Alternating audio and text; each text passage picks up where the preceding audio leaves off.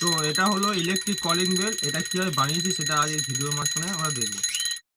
তো প্রথমে একটা প্লাই নিয়ে নেবো, তার মধ্যে একটা কাঠ যুক্ত করে নেবো পেরেকের সাহায্যে। এরকম একটা রিলে নেবো, রিলেটা ভেঙে নিয়ে ভিতরে মেকানিজমটা বার করে নেবো। ঠিক দেখতে এরকমই হবে। একটি করাত নেবো, যেটি কেটে এরকম একটি স্ট্রাকচার আমরা বানিয়ে নেবো।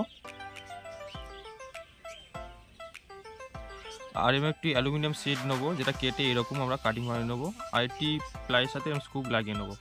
এবার জিনিসটি অ্যাসেম্বল করে দিই, সেটা দেখুন কীভাবে করছি। লাগিয়ে হালকা করে টাইট দিয়ে দেবো স্ক্রুড্রাইভার। এবার একটি তার নেবো, নিয়ে ওই স্ক্রুয়ের মাথায় আমরা লাগিয়ে দেবো। তো তারটা লাগিয়ে ভালোভাবে স্ক্রুড্রাইভার দিয়ে স্ক্রুটা টাইট করে দেবো যাতে না নড়ে। নিয়ে একবার চেক করে নেবো কেমন স্প্রিং খাচ্ছে জিনিসটি। এবার আমাদের ওই যে রিলের যে মেকানিজমটা গ্লুগান আটার সাহায্যে মাঝ বরাবর লাগিয়ে দেবো, যাতে ম্যাগনেটিক ফিল্ড তৈরি হয়। এটা কিছুটা হলে গ্যাপ দিতে হয়, বেশি গ্যাপ রাখলে কাজ হবে না। তো এর তারটিকে ঠিকঠাক করে নেবো। এবার ওই যে অ্যালুমিনিয়াম যে সিট যে বানিয়েছিলাম, ওই জিনিসটি এর গায়ে গ্লুগান সাহায্যে আমরা লাগিয়ে দেবো। ও হাত দিয়ে চেপে সিটটিকে ব্যালেন্স অনুযায়ী আমরা এনে রাখবো।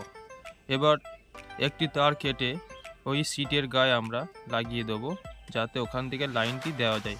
দেখতে এরকমই হবে, ওই লালের সাথে পয়েন্টটি আসবে।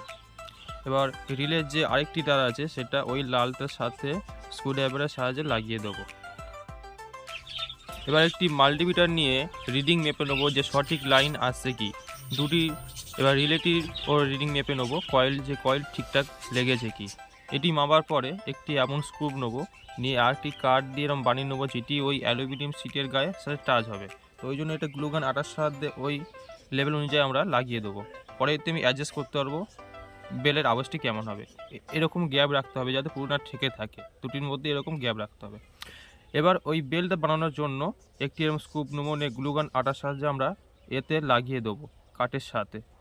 এবার দেখে নেবো ঠিকঠাক লেগেছে কি, সেরকম অ্যাডজাস্ট করে নিয়ে আমরা ওই যে চাইনা ক্ল্যাম্প যেগুলি হয়, সেটা একটু হাইটটা বাড়ানোর জন্য ওর গায়ে সেট করে দেবো। ক্ল্যাম্পটি ঠিক না লাগলে ব্যালেন্স আওয়াজ হবে না, তাই ব্যালেন্স করে নিয়ে আমরা ফের দেখে নিয়ে ঠিকঠাকভাবে লাগিয়ে দেবো। লাগানোর পরে এবার দেখে নেবো রিলেটা ঠিকঠাক কাজ করছে কি, আমাদের মেকানিজম কাজ ঠিকঠাক হচ্ছে কি, যেমন কি ঠিকঠাক কাজ হচ্ছে। এবার ওই বেলটি আমরা লাগিয়ে দিয়ে ওপরে ফের চাইনা ক্ল্যাম্পের যে অংশটি আছে দিয়ে টাইট করে দেবো। এবার লাইন দিয়ে আমরা চেক করে দেখতে পারি। এই যে আমার লাইন দিলাম, একবারে ঠিকঠাকভাবে কাজ করছে।